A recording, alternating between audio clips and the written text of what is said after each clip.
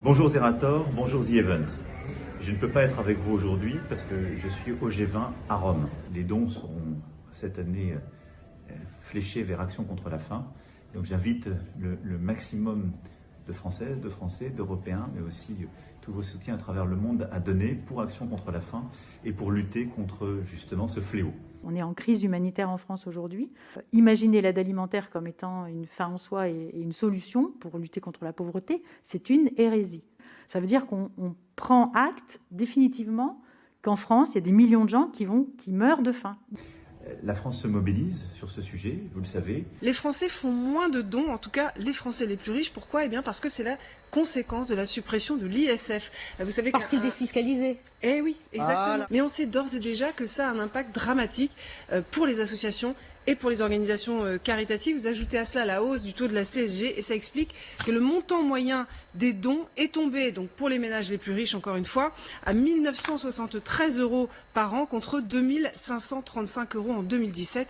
Voilà pourquoi les associations sont extrêmement inquiètes. On a tout fait pour aider nos étudiants à l'université. Paris, hier soir, la file d'attente court sur plusieurs dizaines de mètres. Des centaines d'étudiants venus chercher un panier repas, une aide devenue indispensable. Comment on va penser plutôt un revenu convenable d'existence? Quand en France, on arrivera à penser à un revenu convenable d'existence? Et je pense qu'il y a un consensus qui est trouvé avec les associations qui nous permet aujourd'hui de le dire, de le crier. Enfin, je ne sais plus comment il faut le faire. Établissons les choses telles qu'elles doivent l'être pour que des personnes arrêtent de ne pas vivre, de ne pas réussir à vivre. C'est aussi des coûts évités pour les pouvoirs publics.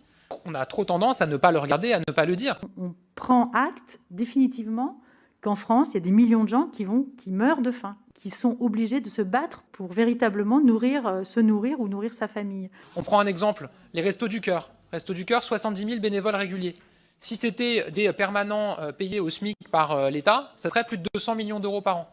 C'est des bénévoles avec les Restos du Cœur, donc c'est aussi une économie. Imaginer l'aide alimentaire comme étant une fin en soi et une solution pour lutter contre la pauvreté, c'est une hérésie. Donc moi, je suis pour ce discours qui consiste à insister sur ce que les associations permettent en coûts évités pour l'État. Comment on va penser plutôt un revenu convenable d'existence? Quand en France, on arrivera à penser à un revenu convenable d'existence? J'invite le maximum de Françaises, de Français, d'Européens, mais aussi tous vos soutiens à travers le monde à donner pour Action contre la faim et pour lutter contre justement ce fléau.